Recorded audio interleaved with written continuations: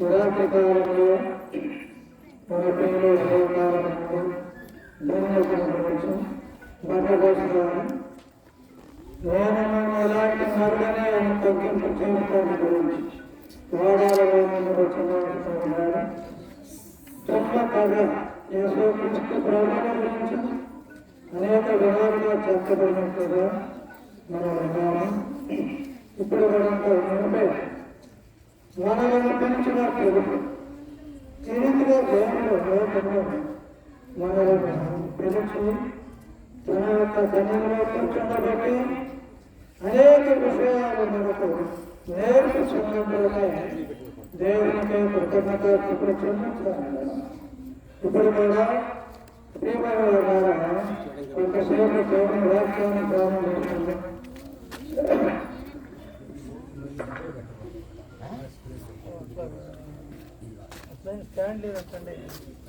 లేదు, రేపు చేద్దాం. కొంతసేపు వాక్యాన్ని మనం ధ్యానం చేసుకున్నామండి. మత్తయి సువార్త 24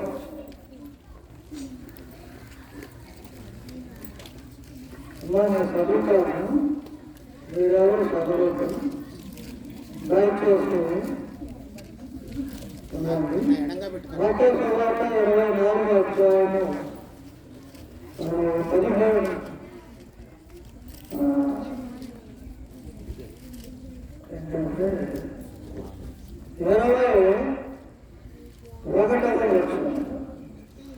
లోకారంభం నుండి ఎప్పటి వరకు అట్టి శ్రమ కలుగలేదు, ఇక ఎప్పుడునూ కలుగబోదు.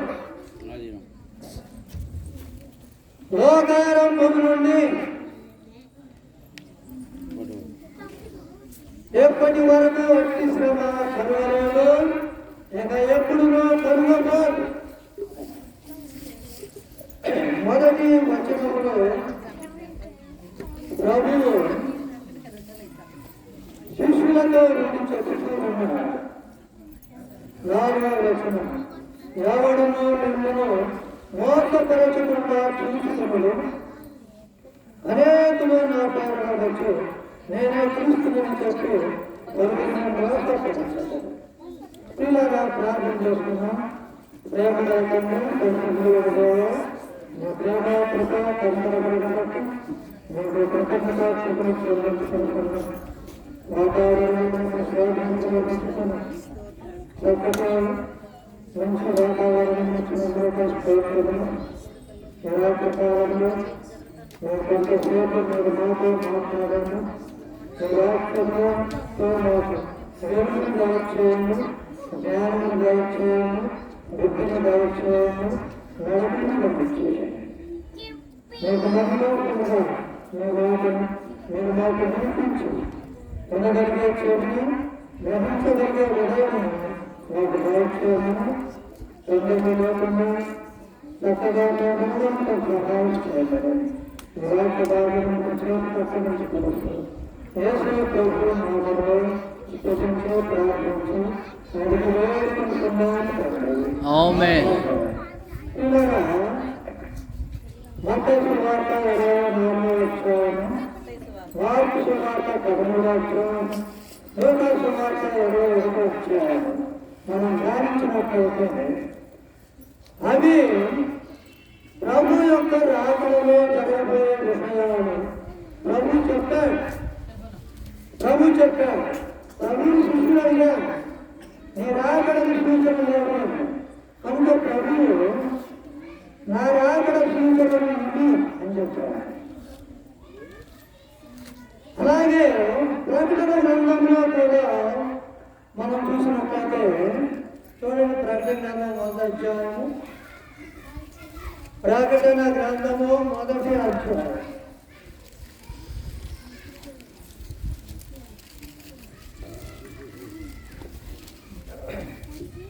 ఏమంటే 2వ వచనం, 3వ వచనం, సమయము సమీపించినది కనుక ఈ ప్రవచన వాక్యము చదువువాడును వాటిని విని ఇందులో రాయబడిన సంగతులను గైకొన వారిలో ధన్యులు. దానియేలు కాలంలో దేవుడు ఏం చేశాడు? దేవుడు దానియేలుని రానున్న కాలంలో జరగబోయే సంగతులను తెలియజేశాడు. దానియేలుతో దేవుడు ఏమన్నా అంటే ఈ సంగతులను అంత్యకాలము వరకు మరుగు చేయమన్నాడు. దానియేలు కాలంలో మరుగు చేయబడినటువంటి మర్మములను దేవుడు ప్రకటన గ్రంథంలో ఏం చెప్తున్నాడంటే సమయము సమీపించినది. సమయం సమీపించినది. ఈ ప్రవచన వాక్యములు చదువువాడు వాటిని విని అందులో రాయబడిన సంగతులను గైకొనువాడు చదవాలి, వినాలి, గైకొనాలి. 3 విషయాలు. ఈ 3 విషయంలో ధన్యతల గురించి మనకు చెబుతా ఉన్నాయి. ఎందుకనగా ప్రకటన గ్రంథంలో 7 సంఘముల గురించి రాసినటువంటి ఉత్తరంలో యోహాను గారి ద్వారా దేవుడు రాయించినటువంటి మాటలు ఉన్నాయి. వాటిలో ఈరోజు ఎఫెసు సంఘాన్ని గురించి మనం కొంతసేపు ధ్యానం చేసుకోవాలని నేను ఆశపడుతూ ఉన్నాను. ప్రియమైన వారా, ఎఫెసు సంఘము యోహాను కాలంలోనే, బాప్తిస్మమిచ్చే యోహాను కాలంలోనే అది ఏర్పడింది. ఆ తరువాత యాకోబు పనిచేశాడు. ఈ ప్రకటన గ్రంథంలో రాసినటువంటి యోహాను కొంత కాలం పనిచేశాడు. ఆఖరిలో మనం అపోస్తలుల కార్యముల గ్రంథంలో చూసినట్లయితే పౌలు గారు కూడా చాలా ఏడ్చుతూ వారితో గడిపినటువంటి సమయం మనం చూసినప్పుడు చాలా బాధగా ఉంటుంది. ఎందుకంటే ఆ ఎఫెసు సంఘము చాలా ఎదిగిన సంఘం. చూడండి అక్కడ ఏమంటున్నాడు ఈ ప్రకటన గ్రంథము మరి 2వ అధ్యాయము 2వ అధ్యాయం ఏమన్నాడంటే ఆ ప్రకటన 7 నక్షత్రములు తన కుడి చేత పట్టుకొని 7 దీపస్తంభముల మధ్య సంచరించువాడు చెప్పు సంగతులు ఏమనగా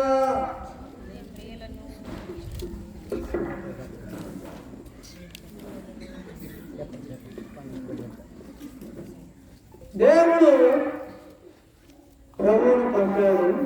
ఆ ప్రభువుని సమస్తమును అధికారమును అనుగ్రహించాడు. ప్రభుకి సమస్త అధికారంతో కలిగినటువంటి ఇప్పుడు క్రీస్తు ప్రభువు 7 దీపస్తంభముల మధ్య ఈ ఎఫెసు సంఘములో ఉన్న వారికి కనబడుతూ ఉన్నారు.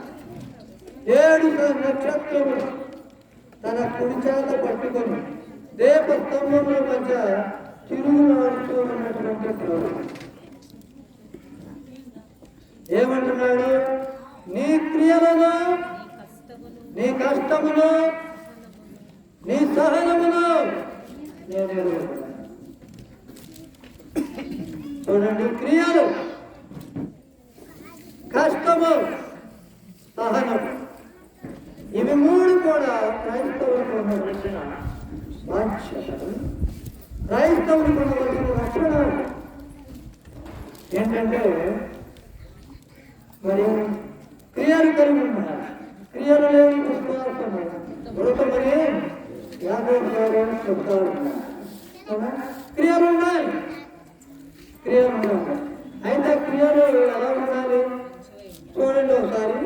ఏంటంటే మొదటి తెస్సలోనికయులకు రాసిన పత్రికలో ఆ క్రియల గురించి అక్కడ ఏమన్నాడంటే వాటిని మెచ్చుకుంటూ ఎలా ఉన్నాడంటే మొదటి తెస్సలోనికయులకు రాసిన పత్రిక 1వ అధ్యాయము 2వ వచనము మీ విశ్వాసంతో కూడిన మీ పనిని, ప్రేమతో కూడిన మీ ప్రయాసం మన ప్రభు అయిన యేసుక్రీస్తునందు నిరీక్షణతో కూడిన నియోజకవర్గం.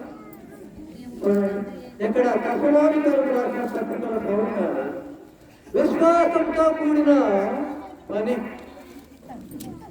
విశ్వాసంతో కూడిన పనులు, ప్రేమతో కూడిన ప్రయాస. చూడండి, యేసు ప్రభు తన దూతతో రాయించేటప్పుడు ప్రకటన గ్రంథంలో ఇందాక మనం చదువుకున్నట్లుగా ఇక్కడ ఏముందంటే వాళ్ళకి క్రియను గురించి చెప్పాడు, కానీ ప్రయాసంతో ఉన్నటువంటి క్రియలను చెప్పడం లేదు. ప్రయాసపడాలి, క్రైస్తవులు ప్రయాసపడాలి, కష్టాలు పడాలి, సహించాలి. యేసు ప్రభు యోహాను సువార్త 16వ అధ్యాయంలో ఏం చెప్పాడు? లోకంలో మీకు శ్రమ కలుగును. లోకంలో శ్రమ కలుగును, లోకంలో శ్రమ కలుగును. లోకంలో శ్రమ క్రైస్తవులకే వస్తాయి, అన్యులకు రావు. అన్యులకు కూడా వస్తాయి, కానీ ఈ లోకంలో శ్రమలు ఎక్కువగా ప్రియమైన వాళ్ళారా క్రైస్తవులే పొందాలి. ఎందుకంటే మన యొక్క ప్రభువు పేతురు గారు రాసిన ప్రకారముగా ఏంటంటే తన అడుగు జాడలు మనకు విడిచిపెట్టి వెళ్ళాడు. ఆ అడుగు జాడలలో మనకు శ్రమలు కూడా ఉన్నాయి, శ్రమలు ఉన్నాయి. కనుక ప్రియమైన వాళ్ళారా, ఇప్పుడు ఇవన్నీ చెప్పుకుంటే చాలా సమయం అయింది, కానీ మనం కొంతసేపు ధ్యానం చేసుకుందాం. ఈ యొక్క ప్రకటన గ్రంథంలో ఉన్నటువంటి ఎఫెసు సంఘంలో ఉన్నవారు ఎలా ఉన్నారంటే, నీ క్రియలను, నీ కష్టమును, నీ సహనమును నేనెరుగు. అది మెప్పు. ఆ సంఘములో ఉన్న సహోదరులకు మెచ్చుకుంటున్నారు. మళ్ళీ ఇంకేమంటున్నాడంటే, నీవు దుష్టులను సహింపలేవు, అపోస్తులు కాకయే తాము అపోస్తులమని చెప్పుకొని వారిని పరీక్షించి వారు అబద్ధీకులని నీవు కనుగొంటివని, నీవు సహనము కలిగి నా నామము నిమిత్తము భారము భరించి అలయలేదని నేను. ఒకటేమో కష్టాలు పడినందుకు ఎరుగున్నాడు, రెండవదేమో దేవుని నామమును బట్టి భరించినప్పుడు ఆ సంఘంలో ఉన్నవారు అలసిపోలేదు. అలసిపోయినటువంటి మరి ప్రయాసతో ఉన్నారు. నువ్వు అలసిపోలేదని కూడా నాకు తెలుసు. ఓ ప్రియమైన వాళ్ళారా, ఈ మాటలు ప్రభువు ఎందుకు చెబుతున్నాడంటే, ఈ యొక్క ప్రకటన గ్రంథంలో మనం చూసినట్లయితే మొట్టమొదటిగా 7 ముద్రలు విప్పటం మనం చూస్తాం. 7 ముద్రలు విప్పినప్పుడు లోకంలో జరిగేటువంటి ఆ శ్రమలలో కొంత దూరం మాత్రమే వాళ్ళు కొనసాగిపోతారు. ఆ తరువాత 7 బోరలు దేవుడు దూతల చేతికి ఇస్తాడు. ఆ 7 బోరలు ఊదినప్పుడు ఆ శ్రమలు కొలిమిలో ఉన్నట్లు ఎక్కువైపోతాయి. ఆ తరువాత 7 ఉగ్రత పాత్రలు, ఈ పాత్రలు కుమ్మరించిన తరువాత ఇంకా ఎక్కువగా అధికమైపోతా ఉంటాయి. కనుక ప్రకటన గ్రంథంలో ఉన్నటువంటి ఈ యొక్క ముద్రలు విప్పినప్పుడు కలిగినటువంటి ఆ గొప్ప మరి ఏ రీతిగా కరువులు వస్తాయో లేక యుద్ధాలు వస్తాయో మనం చూడండి. ప్రియమైన వాళ్ళారా, ఈ యొక్క సంఘానికి ప్రభు ఈ రీతి ఎందుకు చెప్తున్నాడంటే, నీ యొక్క కష్టం నాకు తెలుసు, నీ సహనము నాకు తెలుసు, నీ క్రియలు నాకు తెలుసు, కానీ అన్నీ నాకు తెలుసు, కానీ నీవు మొదటి ప్రేమను వదిలిపెట్టావు. ఆ సంఘములకు ప్రభువు ఏం చెప్తున్నాడంటే నీ మీద ఒక తప్పు మోపవలసి అదేంటంటే నీ యొక్క మొదటి ప్రేమ వదిలిపెట్టావు. మొదటి ప్రేమ వదిలిపెట్టడం అంటే చాలా విచారకరమైన మొట్టమొదటి దినాలలో ప్రభువును అంగీకరించిన దినాలలో ప్రభువు పాప క్షమాపణ ఇచ్చినప్పుడు ఆత్మశాంతి పొందినప్పుడు సంతోషము సమాధానంతో ఉన్నప్పుడు ఎక్కువగా ప్రార్థన చేయడం జరిగింది. ఎక్కువగా వాక్యం చదువుకుంటాం, ఎక్కువగా ప్రభువును అడుగుతూ ఉంటాం, ఇతరుల కొరకు ప్రార్థన చేస్తూ ఉంటాం, అన్ని ఎక్కువగానే చేస్తూ ఉంటాం. అయితే కాలం జరిగే కొద్దిగా ఏంటంటే మొదటి ప్రేమను వదిలిపెడతాం. మొదటి ప్రేమను వదిలిపెట్టినటువంటి కుమారుడు, చిన్న కుమారుడు దూరదేశంలో మొదటి ప్రేమ కలిగిన ప్రేమను గుర్తు తెచ్చుకుని తండ్రి ఇంటికి వచ్చి స్త్రీలాగా తండ్రితో మరలా కలిసిపోయాడు. ఆ తండ్రి కౌగలించుకొని ముద్దు పెట్టుకుని మరలా తన యొక్క స్థానాన్ని మరి తండ్రి ఇచ్చారు. అబ్రహాం గారు ఆదికాండం 13వ అధ్యాయంలో ఆయన కరువు వచ్చేస్తున్నారు. కరువు వచ్చినప్పుడు ఐగుప్తు వెళ్ళి మరలా తిరిగి వచ్చి మరలా మామూలు దగ్గర ఆయన కలిపి మొట్టమొదటి అక్కడ కట్టాడు. మరలా అదే స్థలంలో కట్టాడు. అదే రీతిగా ఈనాడు సంఘంలో ఉన్న మనము కూడా తప్పిపోతాం. నేనెప్పుడు తప్పిపోలేదండి. నేనెప్పుడు ప్రభువు నమ్ముకున్నాను. నేనెప్పుడు దేవునికి మరి అయిష్టంగా ఎప్పుడు జీవించలేదండి. నేనెప్పుడు దేవుని దుఃఖ పెట్టలేదండి. నేనెప్పుడు దేవుడిని ఆయాసపరచలేదండి. మనం ఎవరు చెప్పలేమండి, ఎవరము చెప్పలేము. ఎందుకనగా మనము శరీరమునకు అనేక ఇచ్చలు ఉంటాయి, అనేకమైన కోరికలు ఉంటాయి, శరీరంలోకి అనేకమైన బంధకాలు ఉంటాయి. ఆ బంధకాలన్నిటిలో మొట్టమొదటి ప్రేమను వదిలిపెట్టే లక్షణాలు ఉంటాయి. కనుక మనం చాలా జాగ్రత్తగా ఉండాలి. చూడండి ప్రియమైన వాళ్ళ ప్రకటన గ్రంథంలో మరి 6వ అధ్యాయంలో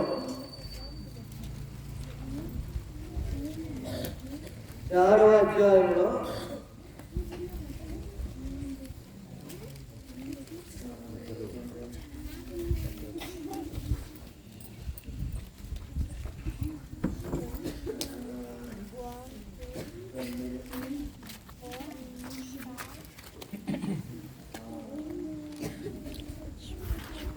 ముద్రలు విప్పినప్పుడు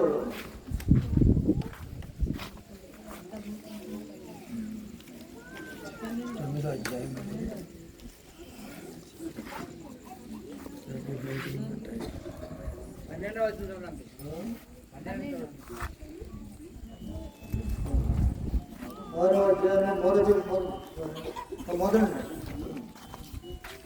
ఆ గొర్రె పిల్ల ఆ 7 ముద్రలలో మొదటి దానిని విప్పినప్పుడు నేను చూడగా ఆ 4 జీవులలో ఒకటి రమ్ము అనే ఉరుము వంటి కలవతో వస్తుంది. మరియు నేను చూడగా ఇదిగో ఒక తెల్లని గుర్రము కనబడేను. దాని మీద ఒకడు పిల్లు పట్టుకొని కూర్చుండి ఉండేను. అతనికి ఒక కిరీటం ఇవ్వబడెను. అతడు జయించుటకు బయలు వెళ్ళాడు. తెల్లని గుర్రము. రానున్న దినాలలో క్రీస్తు విరోధి చేసేది ఇదే, తెల్లని గుర్రము అని. తెల్లని గుర్రం అంటే నీతికి సాదృశ్యమట. ఆ గుర్రము ఎక్కిన వాడు నేను శాంతి పరిపాలన చేస్తానని ప్రపంచమును తన గుట్టులో తీసుకునే రోజు వస్తున్నాడు. నేను నీతిగా పరిపాలిస్తానంటాడు. అక్కడ చూడండి ఏంటంటే అక్కడ విల్లు పట్టుకొని ఉన్నాడు, బాణము లేదు, విల్లు మాత్రం పట్టుకొని ఉన్నాడు, బాణము లేదు. అతనికి జయించుటకు మరి బయటకు బయలు వెళ్ళాడు. ఆ తెల్ల గుర్రము ఎక్కిన వాడు నకిలీ క్రీస్తు, శాంతిని స్థాపిస్తానని చెప్పి అందరినీ వదకొస్తా ఉంటారు. ఆ వదిలో జరిగేది ఎవరంటే ప్రియమైన వాళ్ళారా, క్రైస్తవులైన వారే, యూదులైన వారే. అతనికి విల్లు ఉంది కానీ బాణం లేదు. ఆ విల్లు చూపిస్తుంటే యుద్ధాన్ని చూపిస్తా ఉంది, బాణం లేని పొరులు ఏం చూపిస్తూ ఉందంటే బాంబు చూపిస్తా, బాంబు చూపిస్తా. అది విల్లు ఉండగానే బాణం లేదు. అతనేం చేస్తాడంటే ఇంకో యుద్ధ బాంబులు తీసుకుని వచ్చి అనేక మందిని నాశనం చేస్తాను. రెండవ గుర్రము చూడండి, అది ఇప్పుడు 4వ వచనము. అప్పుడు ఎర్రవినైనా వేరొక గుర్రము బయలుదేరను, మనుషులు ఒకరి ఒకడు చంపుకున్నట్లు భూలోకంలో సమాధానం లేకుండా చేరుటకు ఈ గుర్రము మీద కూర్చున్న వారికి అధికారం ఇవ్వబడను. మరియు అతనికి ఒక పెద్ద సత్యం, పెద్ద సత్యం.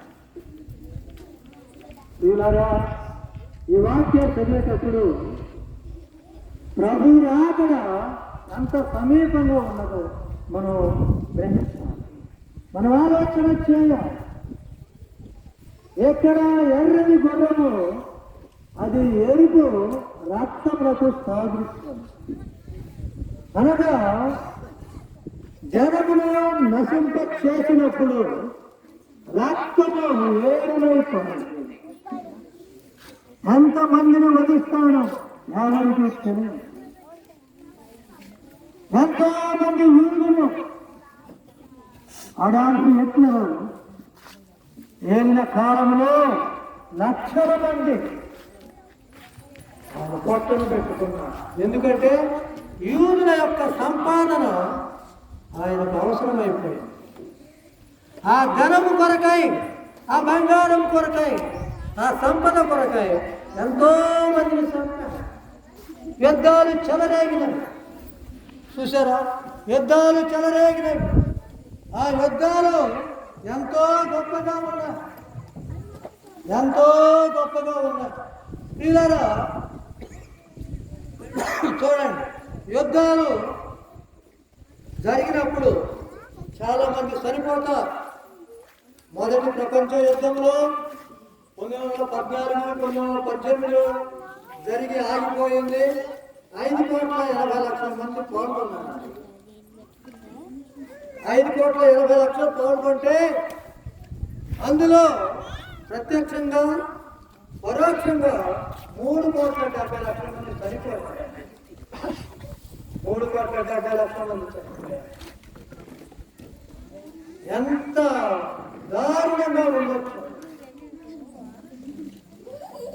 పిల్లరా, ఈ 3వ ప్రపంచ యుద్ధం వస్తుందని చెప్పని ఈ యొక్క ప్రపంచం ఏలేటువంటి నాయకులు భయపడతా ఉన్నారు. సూచనలు కూడా అలాగే ఉన్నాయి, సూచనలు అలాగే ఉన్నాయి, నాయకులు చేసే పనులు అలాగే ఉన్నాయి. చూస్తుంటే ఎక్కడ ఏ ప్రభుత్వం చూసినా కానీ మా ప్రభుత్వానికి డోకా లేదు అనేటువంటి గొప్ప మరి వాళ్ళు ధైర్యంతో ఉన్నారు. కానీ ప్రపంచ యుద్ధం వచ్చిందంటే అనేకులు చాలా మంది చనిపోతారు. చూడండి, 2వ ప్రపంచ యుద్ధం 1939, 1945లో దాని మధ్య జరిగింది. ప్రియులారా, అందులో 58 కోట్ల మంది మరి పాల్గొంటే 2,20,00,000 మంది చూడండి, 3,40,00,000 మంది గాయాలు పాల్గొంటారు. ఎంత గొప్పగా ఒక ప్రపంచ యుద్ధం వచ్చిందంటే ఎంతో జన కనుక మన ప్రభు వాక్యం చదువుకునేటప్పుడు మన జీవితాలు ఎలా ఉన్నాయి, మనం మన జ్ఞప్తి తెచ్చుకున్నప్పుడు మనకు భయం. లేకపోతే మనకు భయం లేని జీవితం ఉంటుంది, భక్తి లేని జీవితం ఉంటుంది. భయం ఉండదు, భక్తి ఉండదు. అప్పుడు మన లోకంలోకి ప్రయాణిస్తాం. కనుక ప్రియమైన వారు, ఈ లోకాంతంలో యుద్ధాలు వస్తూ ఉంటాయి, ఇలా చాలా జరుగుతూ ఉంటాయి. కనుక మనం చాలా జాగ్రత్తగా ఉంటాం. ఈ మూడవ చూడండి, నేను పై చెప్పుకుని మాటా ఉంటాను, మీరు ఇంటికి వెళ్ళి బాగా చదువుకుంటాం. మూడవ గుర్రం 5వ వచనములో ఆయన మూడవ ముద్ర విప్పినప్పుడు రమ్ము అని మొదట జీవి చెప్పడం వెంటనే నేను చూడగా ఇదిగో ఒక నల్లని గుర్రము కనబడు, దాని మీద అతడు త్రాసు చేత పట్టుకొని కూర్చుండి ఉండెను. మరియు దేనారములకు ఒక సేరు గోధుమలనియు దేనారములకు 3 సేర్ల ఎవరనియు నూనెను ద్రాక్షారసమును పాడు చేయవద్దనియు ఆ 4 జీవుల మధ్య ఒక స్వరము పలికినట్లు నాకు వినబడెను. మూడవ గుర్రము అది కరువుకు సాదృశ్యము. నల్లని గుర్రము కరువుకు సాదృశ్యం. ఈ నకిలీ వాళ్ళందరూ కూడా, వీళ్ళందరూ కూడా ఓ ప్రియులరా, ఆ దినాన జరిగేది ఏంటంటే కరువు వచ్చేసింది, యుద్ధాలు వస్తాయి. యుద్ధాలు జరగగానే కరువు వచ్చింది. ఎక్కడైనా ఎప్పుడైనా మీరు చూడండి, చరిత్రలో యుద్ధము జరిగిన తరువాత అన్ని కూడా మరి అవసరమైన వస్తువులను కూడా ధరలు పెరిగిపోతూ ఉంటాయి. కరువు వచ్చింది. అది ఎలాంటి కరువు అంటే, యేసు ప్రభువు మనం ముందుగా చదువుకున్నాం. మత్తయి సువార్త 24వ అధ్యాయంలో ఏం చదువుకున్నామంటే, ఇదిగో మరలా ఎప్పుడు రానటువంటి ఆ దినములలో జరిగే సంగతులు ఇక ఎప్పుడు కూడా జరగబోదు. ఎందుకంటే ఈ యొక్క సంగతులు ప్రకటన గ్రంథంలో జరిగే సంగతులు సమాప్తమైనప్పుడు భూలోకము ఉండదు, భూలోకంలో జనులు ఉండరు, ఎవరు ఉండరు. మనము నిలబడినటువంటి ఈ యొక్క భూమి ఉండదు, ఆకాశం ఉండదు, మనము కట్టుకున్న ఇళ్ళు కూడా ఉండవు. భూలోకం అనేదే ఉండదు. ఇవన్నీ కూడా చుట్టబడి ఇదిగో సముద్రంలో పారవేయబడతాయి. ఓ ప్రియమైన వారులారా, అలాంటి విపత్తులలో మనం ప్రభు నమ్ముకున్నాము. ప్రభు రాబోతున్నాడు. మన ఇళ్లలో ఉన్న మన బిడ్డల సంగతి ఏమిటి? మన మనవల సంగతి ఏమిటి? మన కుమారులు, మన కుమార్తెలు, మన భర్తలు, మన భార్య, మన బంధువులు వీటిలో చిక్కుకుంటే అవి ఎలాంటి కరువు అనుకుంటున్నారు చూడండి. ఒకప్పుడు వచ్చింది కరువు.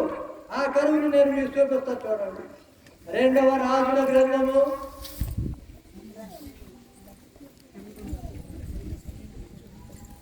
2వ రాజుల గ్రంథము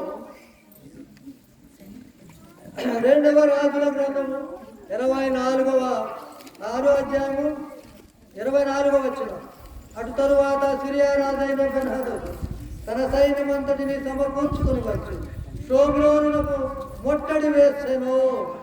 అప్పుడు షోమ్రోనులో గొప్ప క్షామము కలిగి ఉండగా గాడిద యొక్క తల 80 రూపాయలకును, అరపావు పావురపు రేట 5 రూపాయలకును అమ్మబడింది. వారు అంత కఠినముగా ముట్టడి వేసి ఉండేది. ఎంత ముట్టడి అండి! ఆ దినాలలో దాదాపుగా ఒక 3500 సంవత్సరాల దినాలలో ఒక గాడిద తల 80 రూపాయలు. గాడిద తల 80 రూపాయలు ఉండే. పావులకు రెక్క ఇక్కడ ఉంది కానీ అది రెక్క. ఆ రెక్క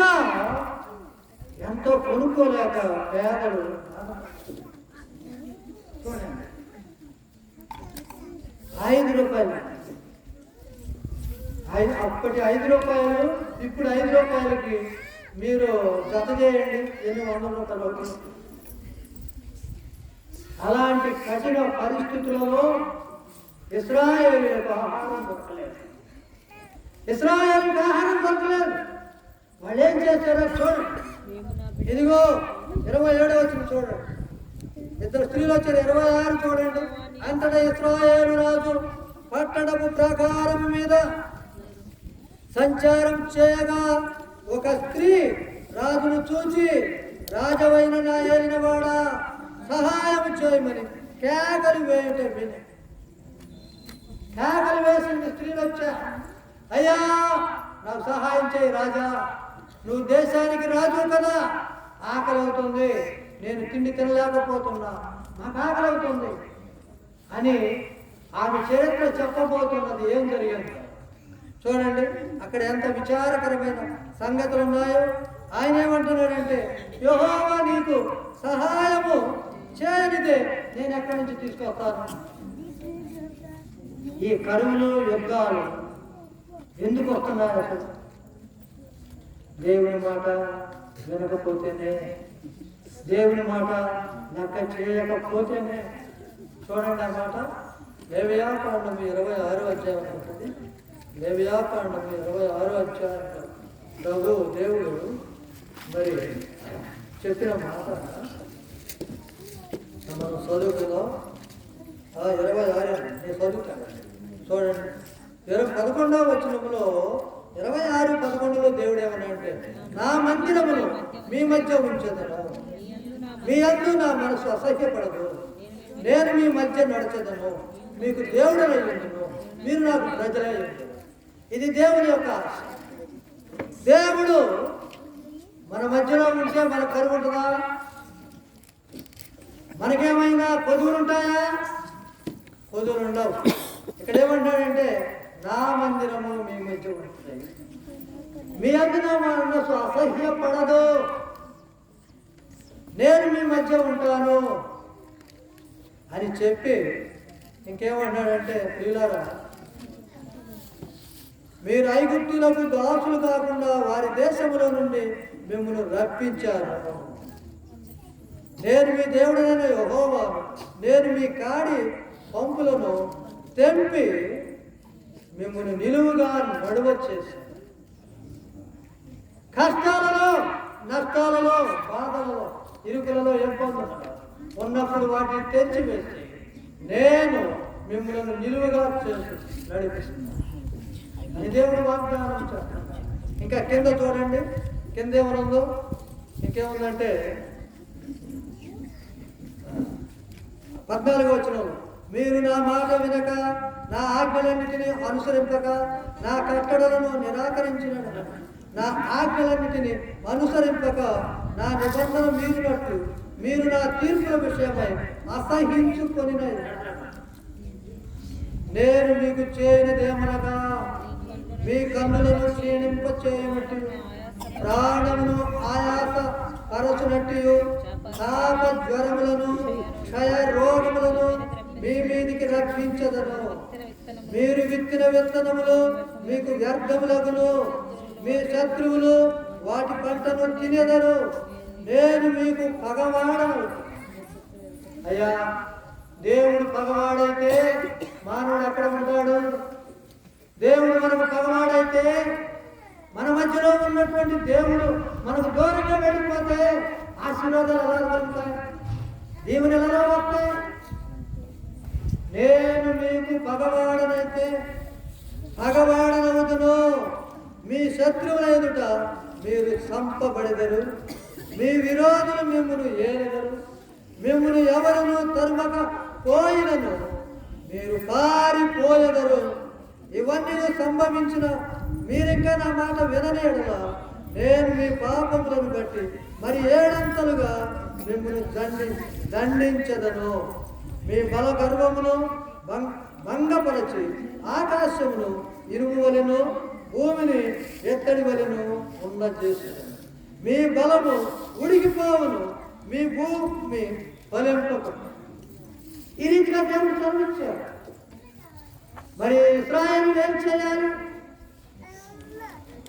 మనం పంచకాండంలో చదువుకున్నట్లయితే దేవుని యొక్క ఆశీర్వాదాలు ఎన్నో, మానవుడు చేసిన తప్పిదాలు ఎన్నో. ఈ యొక్క ఇశ్రాయేలు ఏ రీతిగా పడిపోయాడు, దేవుడు అంతా కృపను చూపించాడు. మనకు బాగా చూడండి. వీళ్ళని అందుకనకే ఇశ్రాయేలులను దేవుడు ఏం చేశాడంటే, ఇప్పుడు చూడండి 2వ రాజుల గ్రంథము 6వ అధ్యాయము చూడండి. ఇప్పుడు ఏం చెప్తుందో, ఆయన రాజు ఏమన్నాడంటే, యెహోవా నీకు సహాయం చేయకపోతే నేను అక్కడికి తెచ్చిచ్చేది. నేనేం చేశాను? దేవుడు కానీ నాకు, నేను నీకు ఇస్తాను. అయినా నువ్వేంటి అడిగేది నన్నని ఈయనేమన్నాడంటే చూడండి 28వ వచనము, నీ విచారమునకు కారణమేమని అడుగగా ఆ స్త్రీతో రాజుగారు ఏమన్నాడంటే, అమ్మా నువ్వు అడుగుతున్నావు, నీకెంత విచారం వచ్చింది, నీకెంత విచారం వచ్చింది, నీకు ఎంత భయం కలిగింది, నీకేం కావాలి నాకు చెప్పాను. అప్పుడు ఏం చెప్పిందో చూడండి, ఎంత విచారమైన సంగతి.